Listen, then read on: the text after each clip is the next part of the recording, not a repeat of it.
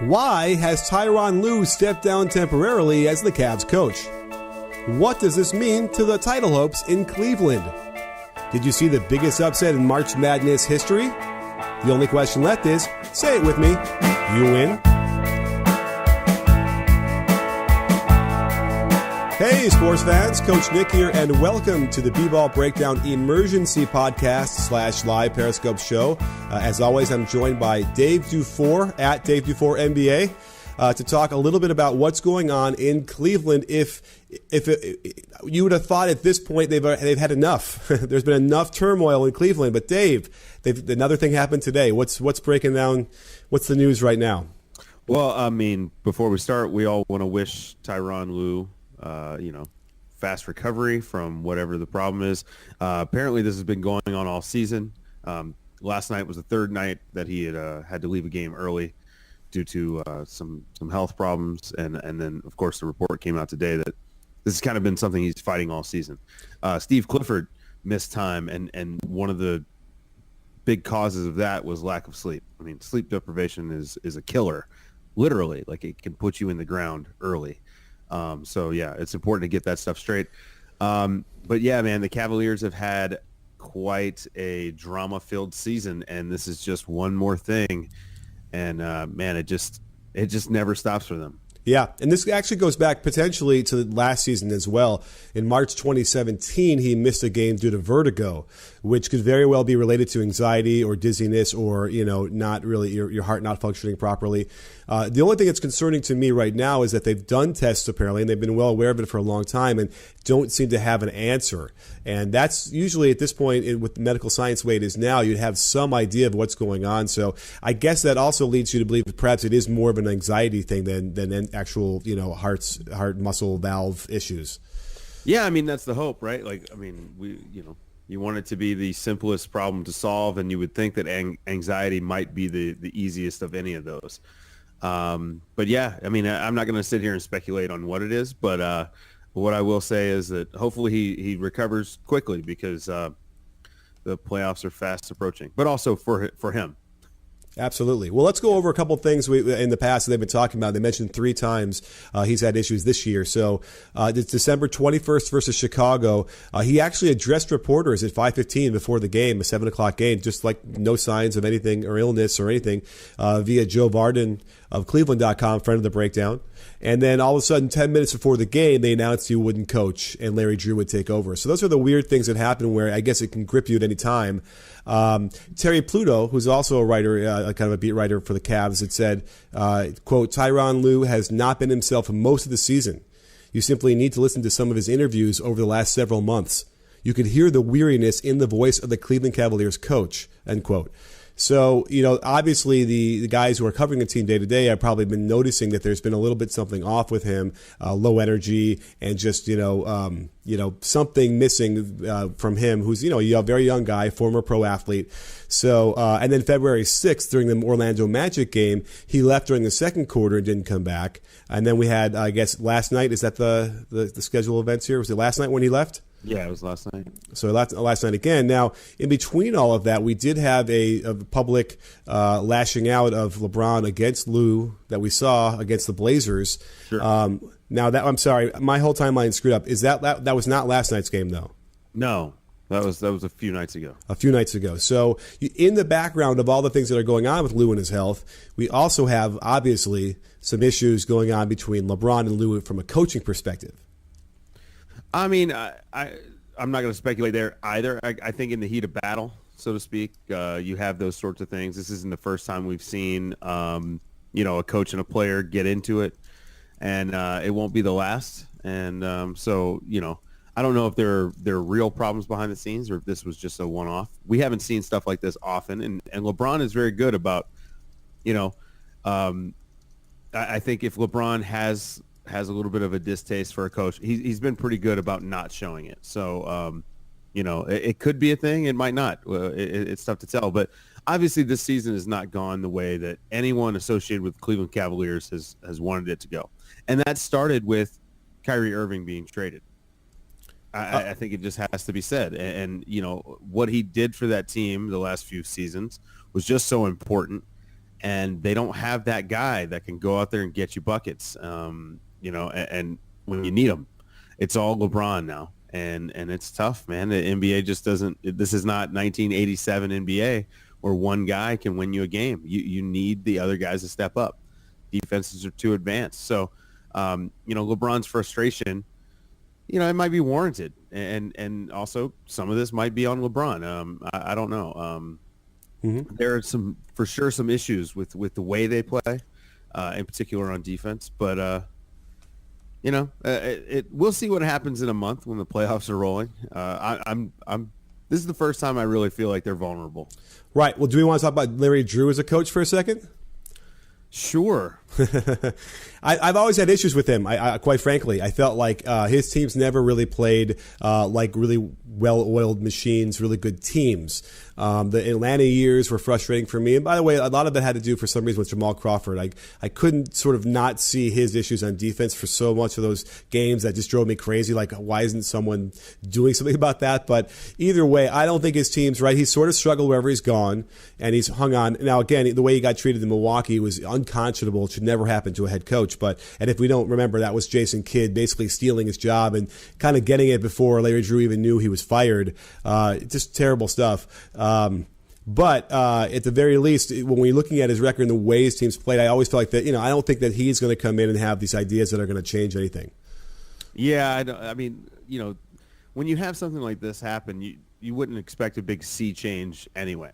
They're gonna try to keep the ship steady, as steady as it has been.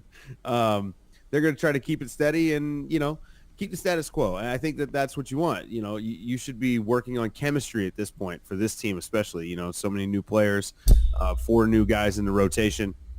Kevin Love may be coming back. He's listed as questionable for tonight. So I think that the big thing is going to be focus on the chemistry. Don't worry about the wins and losses. I think that they'll win enough games that they'll stay in the playoffs. I don't think there's any chance of them losing the 8 games or in a row, and then the Pistons winning 8 in a row. I don't think that's going to happen. So I think you focus on chemistry, limp into the playoffs, sort of, but really start thinking long term. Don't think about game to game. You got to think, okay, we want good process here. Eschew the results and focus on process. And even if you go in as the 8th seed, you've got LeBron, you've got a chance to still go compete for a title. That's a very good point. That's always what they've relied on, is the fact that you've got LeBron that's going to, hide a lot of issues or overcome a lot of issues as well. So they still have a lot of problems on defense, right? I haven't checked that recently, but as far as I saw some of the numbers, right, they're still way down there on defensive rating. And I think that there was a slight bump when they get the trade, but it's kind of back to where it was, right? Yeah, it's listen, the first 2 games after the trade was a little bit of fool's gold. I think we can all say that, especially at this point with hindsight. It looked like the young legs were really going to help turn it around. Mm-hmm. But the defense has been, as you just said, it's been atrocious. Right. And just really quickly, so overall the season, they're 28th in defensive rating, which is second to last or third to last. Right now, over the last 10 games, for instance, their defensive rating would be 23rd. So it really hasn't moved up at all. Certainly not enough where you think that that's enough to win a championship. And this is definitely worse. I guess I can press one button and check, but as far as I remember, this was not even as low as they were not this low last year. No, they weren't. So it's a real concern, and so it's like they don't practice very much, right? That hasn't changed as far as I can tell. And by the way, now I'm starting to wonder if maybe the practice schedule is around Lue's issues as well, because clearly it's a thing that no one wanted to talk about for a long time. But who knows? Maybe it was a chance to give Lue some more rest as well. Obviously he needs it. I think that's something that's actually very apparent. So maybe this is the the kind of breaking point, and they said, you know what, we need you for the playoffs. Let's go ahead and shut it down now instead of possibly having to shut it down in the playoffs. Remember the Warriors dealt with this with Steve Kerr in his back, where they shut him down and he wound up missing the whole first round of the playoffs. So maybe they looked at that. I don't know, but either way, it's not good for Lue. Right. Well, he missed almost the whole playoffs, right, and then came back at the very end. Am I crazy? Yeah, he missed the first. I thought it was only the first round. Okay, I'll have to look back, check him out. Brown coach. Right. So in either way, and again, it's funny because Mike Brown, you kind of is almost the equivalent of like Larry Drew, right? Guys who have already had head coaching experience, and struggled at different times of their careers. So we'll have to see. I mean, because remember, the argument ended up being at some point in there that Mike Brown, people wanted to argue he was a better coach than Kerr. He was doing some different lineups or whatever, and they were getting results. But I don't think you can't argue with Steve Kerr's results either. And another thing you can't argue with is that 66% of men lose their hair by age 35. Have you started putting sunscreen on the top of your head? Does it take you one rub of the towel to dry your hair after a shower? You've got to act now if you want to maintain those silky smooth locks. And the way to do that is with 4hims.com. They connect you with real doctors and medical solutions to treat your hair loss.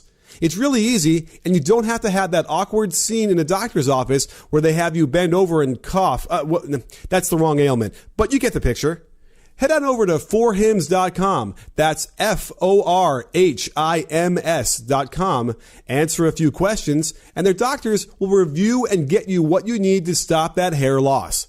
Get a free month of Hims for just $5 when you go to my special URL, 4hims.com/bballbreakdown. And you'll save hundreds of dollars compared to a doctor or pharmacy.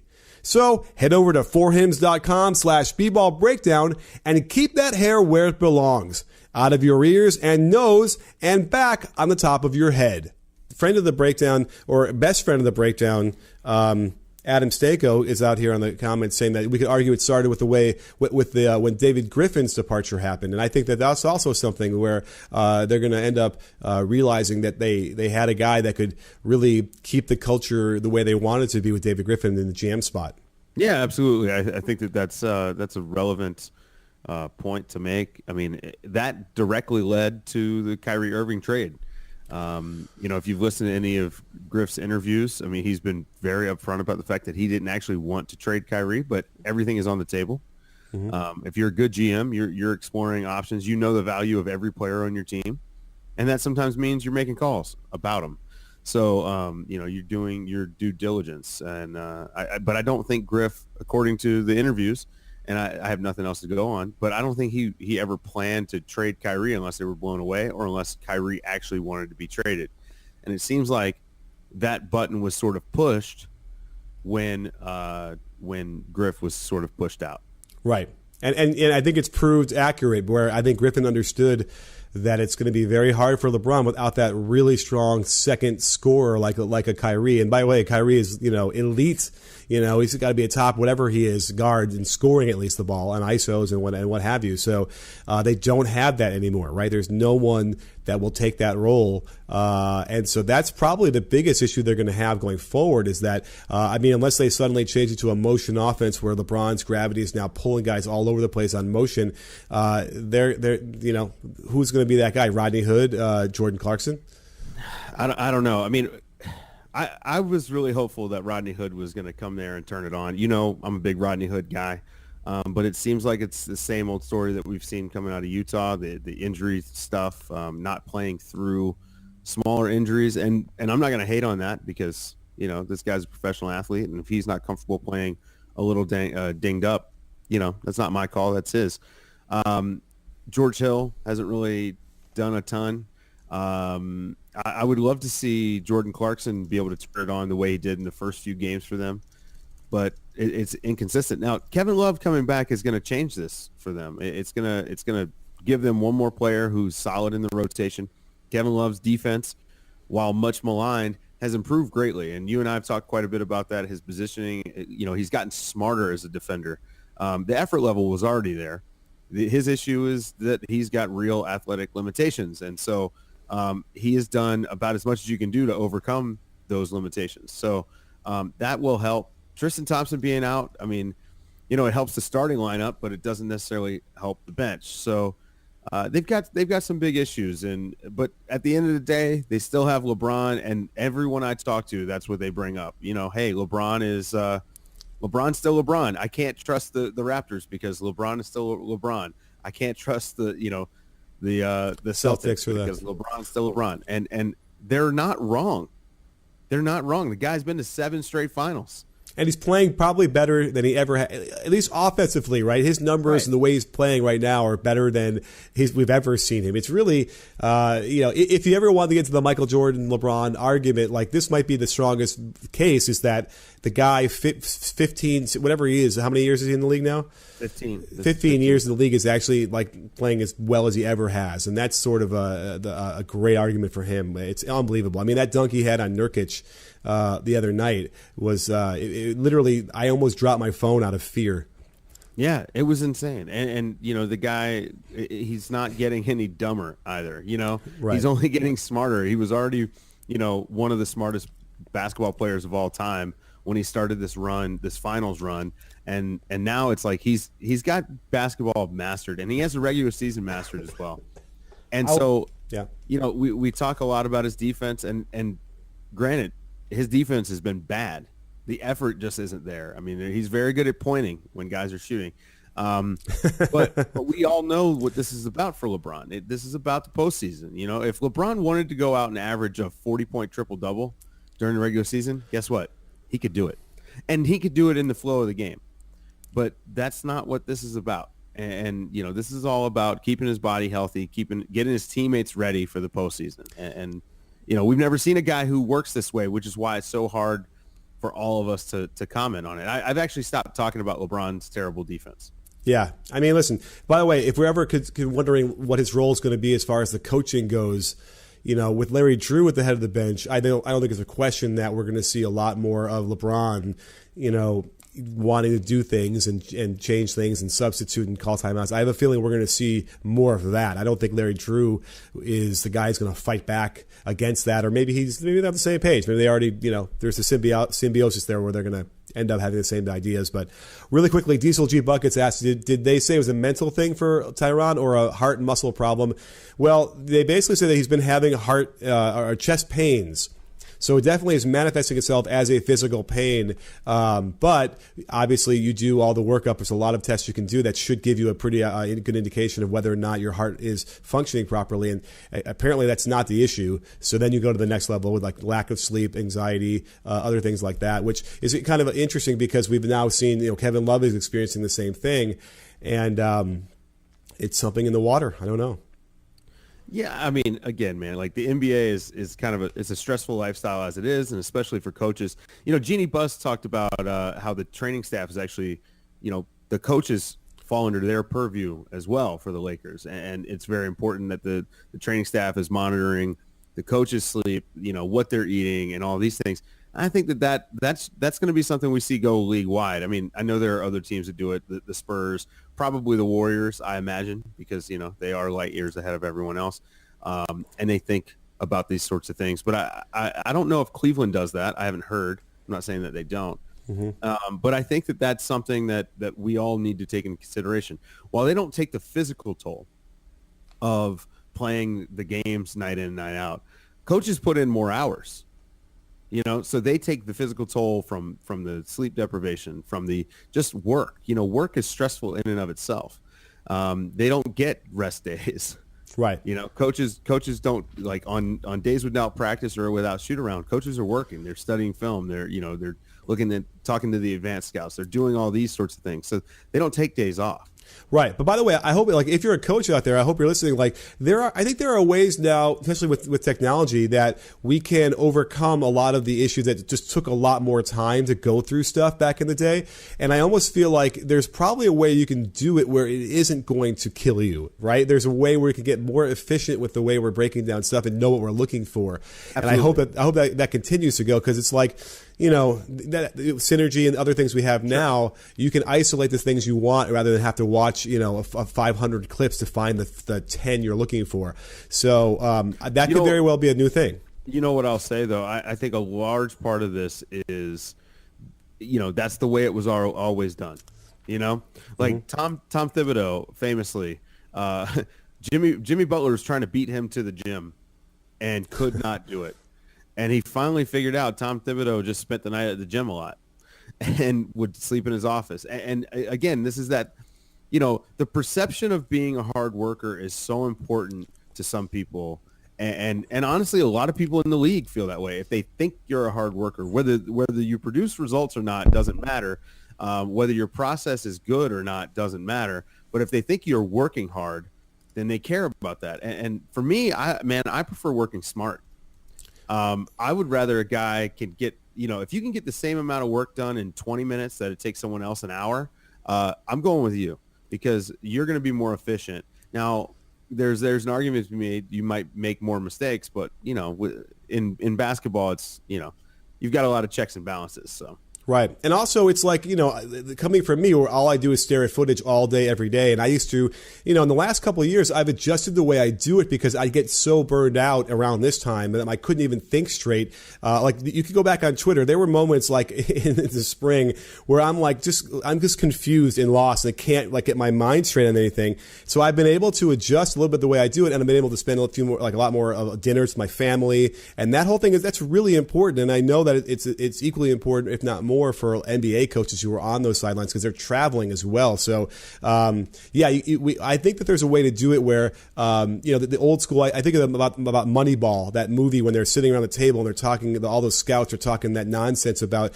what the girlfriend looks like and how that's supposed to inform the way they, break down a player's ability. And I think that really we can now get much more efficient with the way we're looking at these things, and you don't simply need to. In fact, I would argue the scouts that have to go to the games and watch the games live. I'm not even sure they have to do that anymore. I know they want to get the calls, the verbal calls, but it sounds like half the teams won't even give the scouts seats close enough to hear the calls. So at this point, it's it doesn't really matter. Advanced scouts. Advanced scouts, which is another version of what the coaching staff is doing too. So you have to hope that will maybe now the coaches will start because we're obsessed about the players' health and keeping them healthy and getting more rest. Maybe it's time we start doing that with the coaches. Yeah, I think so. I mean, I think it's for sure, man. It's such a stressful job, and it's one of the things that people preach about in the NBA. When you're talking to coaches or just talking to NBA people about how stressful the job is. And the travel schedule is just as crazy. And for assistants, sometimes it can be worse because assistants sometimes double as advanced scouts and, pro personnel scouts and things like that. So it's for sure that's going to be the next step in the team process. At least I think so. Mm-hmm. Because high-level coaches are hard to come by. Coaches that are game changers, your Steve Kerrs, your Greg Popovich, your Brad Stevens, you want to keep those guys healthy and with your team for a long time. And so it behooves the team, and it's in the team's best interest to keep those guys, optimal. Optimal condition. And Popovich has been quoted as saying that he doesn't even watch film of the other team, and everyone thought that was a joke. But I've asked people who know, and they've insisted that that's true. Now he's probably got his assistants doing all of that and giving him the reports, but it's definitely an anomaly. I have to imagine most of the head coaches are looking at other teams, but I think the point is that he's obviously much more concerned about his team's execution. Sure. And and so I do think that there's a misplaced notion of a couple different things as far as culture about having to watch and study the other team more than or as much as they do, and then also I'm here, so you got to be here, right? I'm putting in 20 hours today. Right. You better be putting in 21 hours. Where it's if you have a job and you need to get this thing done, you get it done, and when you're done, you're done. And I think some teams in the league really understand that this is a game, right? And that there's a whole other world outside of the basketball. Even when you watch Thibodeau coach, I've really kind of changed on him. I've soured on him after all this time. I was a huge fan of his, and part of it is when you have the sound on when you're watching the game. It's he battles for the play-by-play and color commentator guy for who's going to get more airtime. It's constant, and I know for a fact that it wears on the players on his team. Yeah, I mean, well, plug to your video, the Andrew Wiggins video. Oh, okay, yeah. Yeah, I agree. I think that,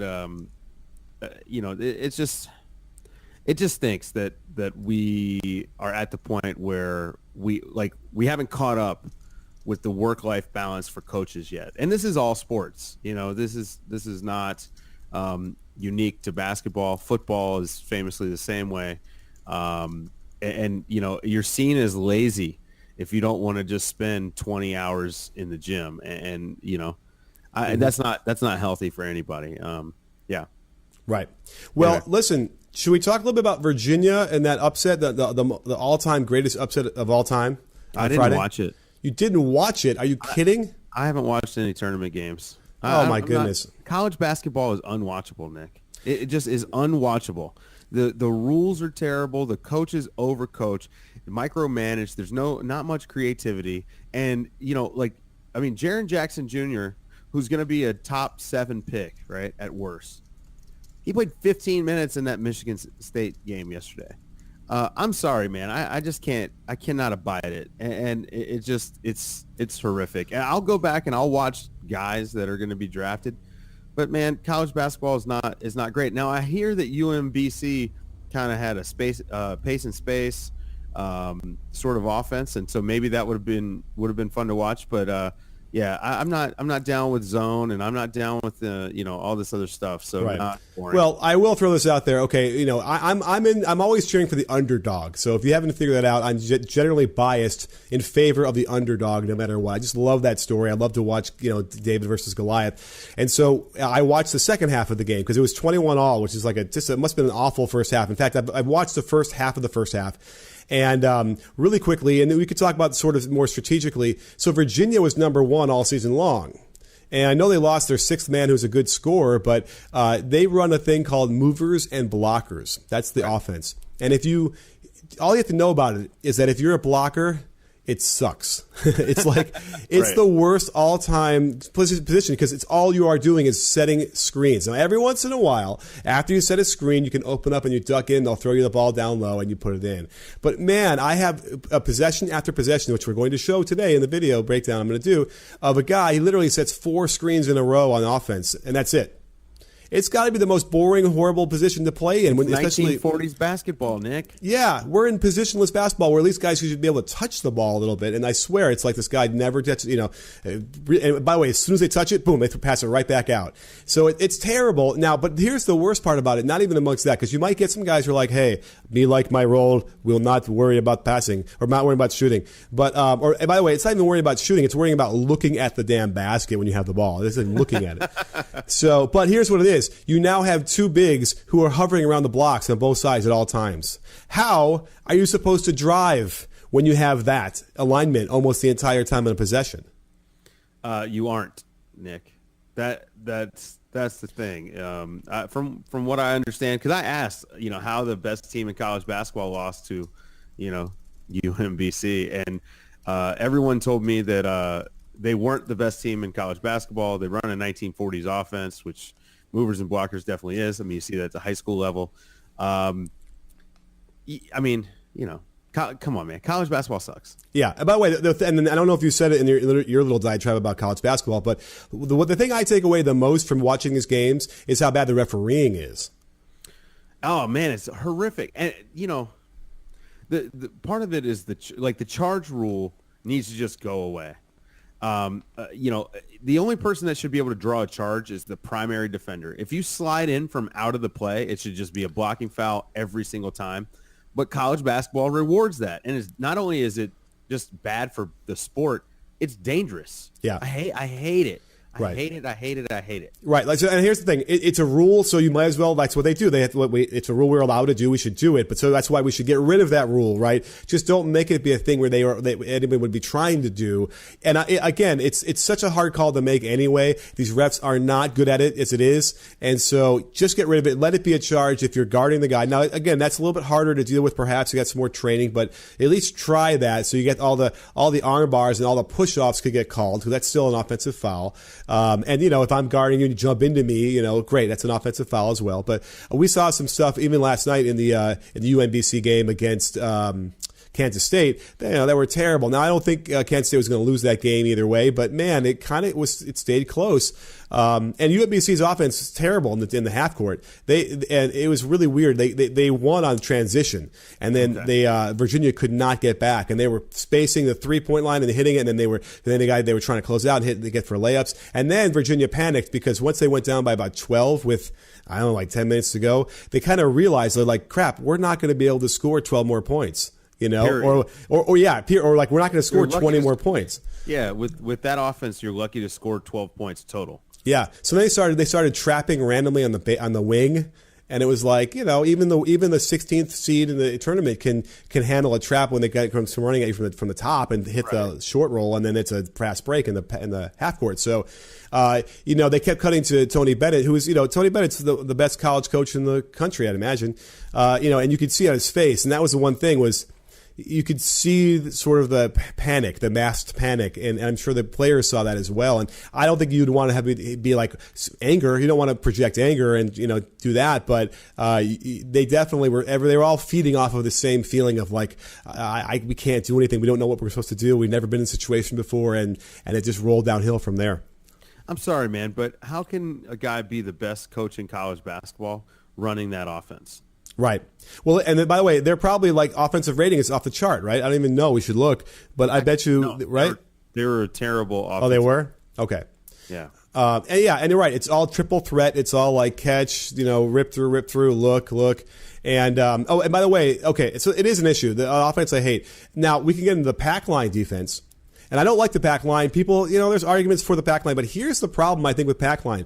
Because of the better three-point shooting we have, and because it's coming out from farther now, we've redefined what an open shot is, especially with a hop. Right? The hop is letting you get it off quicker and with more rhythm, and people can hit that. So, the pack line you'll help one pass away, and they rely on the fact, we'll get there. We'll make it a tougher shot. Well, guess what? That tougher shot is not a tougher shot anymore. So that's the real issue as well, is that we're now running on a defense that will, in my mind, from now on and going forward, is not going to be as effective because of that.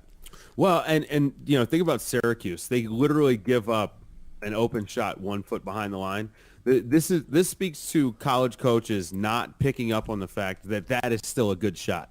Mm-hmm. There's no reason why you couldn't have a guy taking that deeper three. It's probably right inside an NBA three and be wide open. But you got that line there, and guys feel like they got to stand on it. I hate that stupid line, man. I wish it was invisible. Not that I don't want a 3-point line, but the idea, like, players get. Bad coaching creates bad habits for players, one of which is setting up for catch and shoot with their toes right on that line. And that's why you get a lot of guys stepping on the line. For me, it's you're 2 feet off the line, so you can hop in to the catch and take your shot, and you're still shooting a wide open shot. Not to mention let's say you're a really good shooter and the other team knows it. Okay, so now you've just created an extra 2 feet of space for a driving lane, and against these crappy zone defenses, that's important. And not only it gives you more space to flash a guy to the middle to get the high post touch. It gives you more space. If you can actually run a little bit of a pick and roll against a 2-3 if you've got enough space in the corner. Oh, yeah. Oh, by the way, I shared a tweet from Ryan Pannone this morning on an awesome set from Obradovic.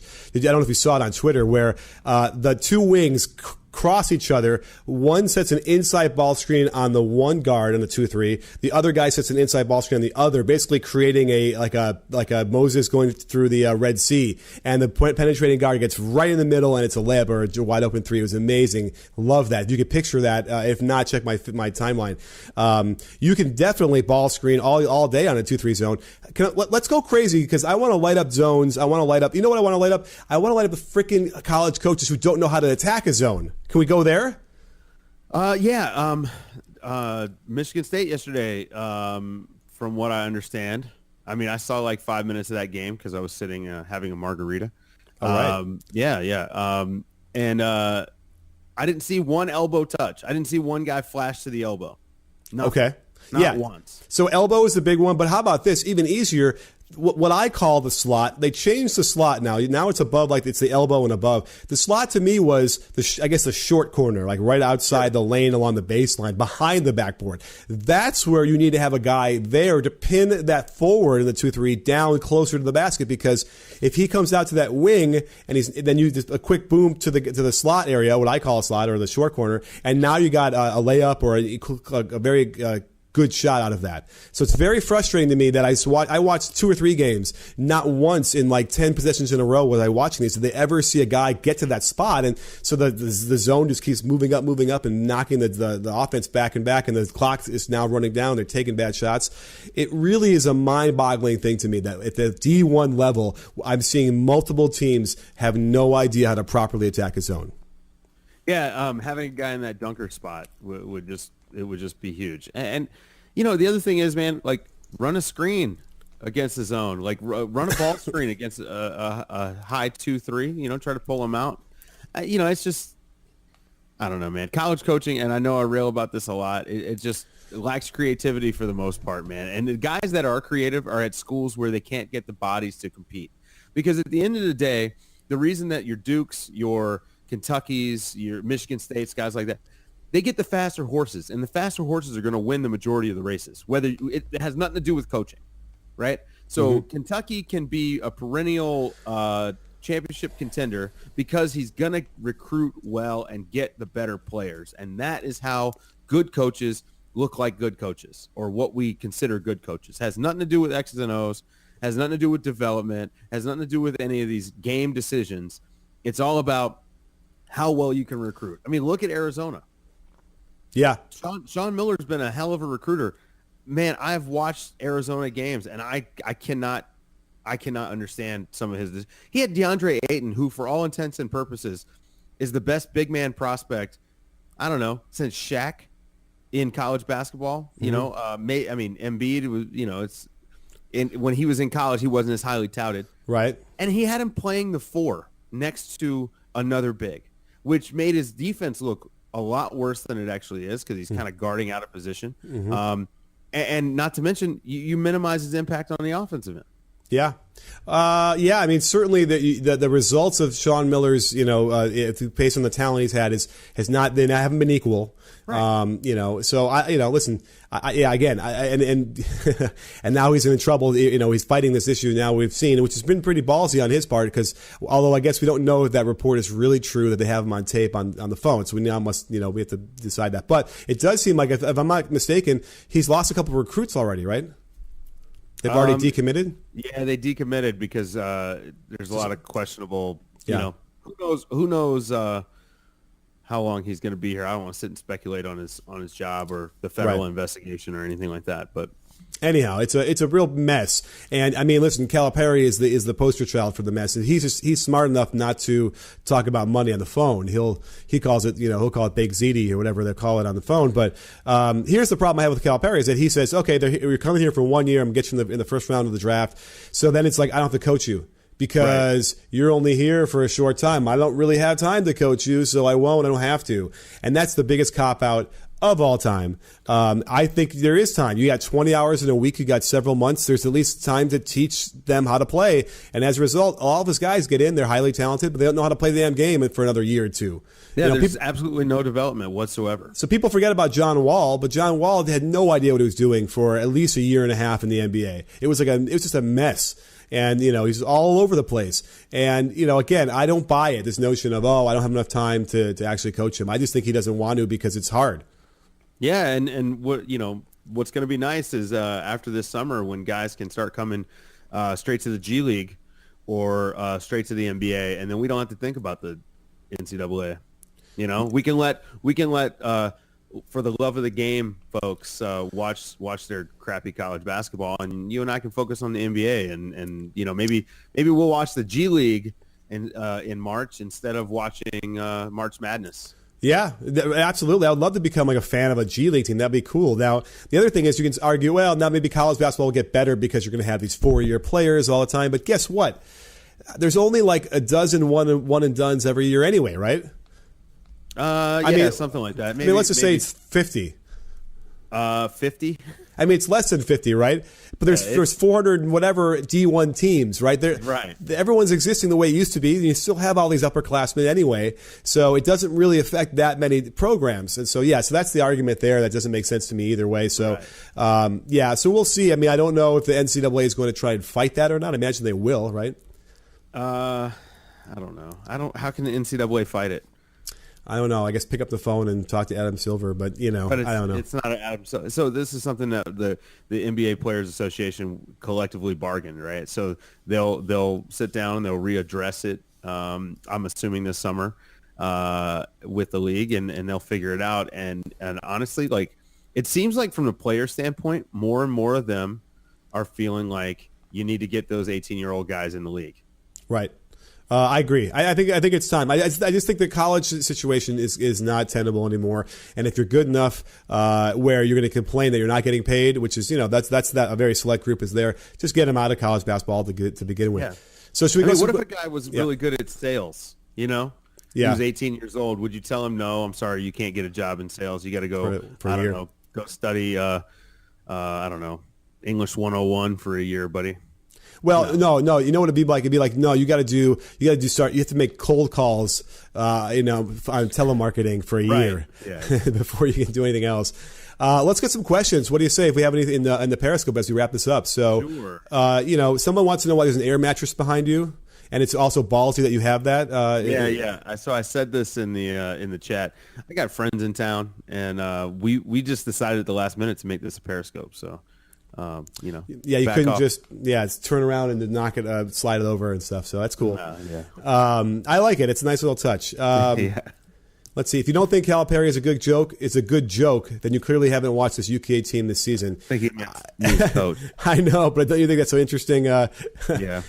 Freudian. He's not a good coach. So whatever you want to say, I don't care. I'll watch and I'll see what you're talking about. But that's not. It's not him. That's somebody else. Let's see here. Derrick Rose and Cat were rookies of the year. What do you mean Cal's guys aren't good at first? Oh, yeah, no, they're good. They're talented. They don't know how to play the game. Right. They aren't developed any by that year. Yeah, exactly. So it's not like they're not effective. And again, Derrick Rose and Karl Anthony Towns went to the really great situations where they could play a lot in the teams. Oh, actually, Rose was on a good team. No, it wasn't. Wait, no, his rookie year they made the playoffs, but it wasn't great. And it was Vinny Del Negro. So Vinny has done a decent job, man. I think he's one of those guys. If you've got a young team, I think he's the right guy that you want. I mean, he did a good job with the Clippers. He did a good job with Chicago. No, he didn't though. I don't think he did. Tom Thibodeau and Doc Rivers didn't do any better than Vinny. Oh, what are you talking about? Thibodeau did in Chicago without question. Oh yeah, I guess he won 60 games that one year. Yeah, and he had an elite defense with them, and they were. I mean, they put all their eggs in the Derrick Rose basket, and then as soon as he went down, I guess they simply just couldn't really recover necessarily. But they were much better than under Vinny. I mean, listen, I started B-Ball Breakdown because I couldn't stand watching Vinny's teams, basically. So thank you, Vinny. Nick and Deja coached the Albany Patroons. Well, if we did that, we'd be following in the very prestigious footsteps of Phil Jackson. There you go. Better development in the NBA than college. Oh, okay. Absolutely. FSS Hooters. No, FS Shooters. Not FS. FF Shooters. FSS Hooters. No, yes. That's the other thing is, you go to the G League, you're going to get a lot better individual one-on-one development than you are in college. There's no question what I'm seeing and hearing about in college and D1 is still old school, rooted in the 90s and before. And you don't have to pretend to be a student. You are being paid to be a professional basketball player, which is a departure from college basketball where you were not being paid to basically be a professional basketball player while also pretending to be a student for a lot of these guys. And I'm not talking about, your Grayson Allens that are there for 4 years. I'm talking about, your DeAndre Aytons. That guy, I read an article where they were talking about him doing leg presses. Well, guess what? In the NBA, they're not going to have him doing leg presses because leg press is a stupid exercise. Okay. I mean, especially if you're 7 feet tall. It's really bad for your back. It's bad for your hips and pelvis. So, how much damage is being done to these guys by being with these old school-minded people for a year? Right. How much? We don't know. There's no way to quantify that. So let's just get – this is why I'm pro-academy. I would like for teams to be able to get their hands on these kids when they're 13 years old. Absolutely. And Mark Cuban's got it right. He just came out and advocated for that. We need to do that. And I actually, I said, hey, look, count me in. Let me be part of that. And so we never know how that will play out. But certainly, we should do that like they do in Europe. It would be a much better version and a much better game, much better development. And they could still teach them. They can learn academics as well in these academies. So it works in Europe. Yeah. It works in Europe. Adam Stanko, best friend of the Breakdown, asks who would be our top three in the MVP ballot. Well, I'll have to go. Let's see, Harden. We could put Dame in the top three, can't we? I think so, man. At this point, I think so. I mean, they seem like they've really got the 3 seed locked. So yeah, I mean, I think Dame is in there. Are they locked? They've got a 2-game lead on 4. and they're playing their best basketball right now. Right, and I believe that their schedule is favorable, if I'm not mistaken. I got to check. Well, they've got a 5-game stretch coming up, that's like Houston, Boston. I don't remember off the top of my head, but they're about to hit a rough patch in their schedule, but they're playing really good basketball. And I think Dame has got to be at least in that conversation for the top 3. Harden is the MVP, and there's no question. But the top 3 is kind of funny because Steph Curry being hurt, KD being hurt, LeBron, the Cavs kind of having their issues. I don't know. I mean, you could say Anthony Davis is in there. I like DeMar DeRozan myself. For like that second spot. Interesting. Yeah, I don't know. I mean, the Raptors keep getting maligned. Like, they look like they're really serious, and then, they lost OKC. I didn't see the game. It sounded like it was a little bit of a rough one. The refs were not favorable either, but but they had won 11 games in a row at home. That's true too. They were on a tear. I mean, you lose games. By the way, has everyone won 10 games in a row now this year? It's crazy. It's a game of runs, Nick. Right. No, I'm going to do a video on it. There's like 6 or 7 teams that have all had at least 10-game runs this year. It's got to be unprecedented. I don't know how to. I'm not going to look and count, but there can't be. There's not been another season with that many teams, as far as I'm concerned. Huh. Right? That's a 10-game winning streak is a long winning streak, and they're all more than 10, like 11, 12, and then even longer. So, let's see. We have a couple as we wrap this up here. Do you watch a lot of Cavs games, and how do they have the same defensive breakdowns every game? That's Nade Meister. How do they have that? Well, because they don't practice, right? Yeah, I mean, that's part of it. Part of it, I mean, I don't necessarily think their scheme is very good. I think that they switch a little too easily. There's not enough resistance in the pick and roll, and they wind up, they've got guys that you have to cover for, and they always find themselves defending the ball in the pick and roll, and that's a big problem. And then the transition, but the transition just feels like effort, A little bit of both. A little bit of communication, right? Making sure the right guy. Like a lot of times, in grammar school, you learn, if you're running down, you might have to pick up a guy that's not your man, right? And I sometimes feel like they're still stuck on like that's my man, but like you're letting a guy just streak to the basket, and you can't do that. So it's really crazy.